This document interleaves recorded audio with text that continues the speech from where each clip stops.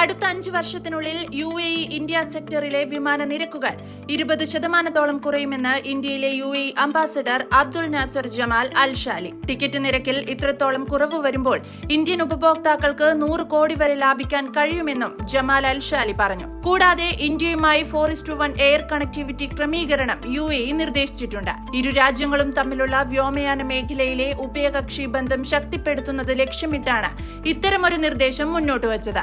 Indian വിമാന കമ്പനികൾ അവരുടെ സർവീസുകൾ ഉയർത്താൻ മുന്നോട്ട് വന്നാൽ ഈ അനുപാതം 3:1, 2:1, 1:1 എന്ന രീതിയിലേക്ക് മാറ്റാനും UAE തയ്യാറാണെന്നും അദ്ദേഹം പറഞ്ഞു. ഇരു രാജ്യങ്ങളും തമ്മിലുള്ള വിമാന സർവീസുകൾ ഉയർത്തുന്നതിലൂടെ മത്സരം മുറുകുകയും ക്രമാതീതമായി ടിക്കറ്റ് നിരക്കുകൾ കുറയാനുമാണ് സാധ്യത. പ്രതിരോധ മേഖലയിലും ഇരു രാജ്യങ്ങളും തമ്മിലുള്ള സഹകരണം വർദ്ധിപ്പിക്കാൻ ശ്രമങ്ങൾ നടക്കുന്നുണ്ടെന്നും അൽ ഷാലി പറഞ്ഞു.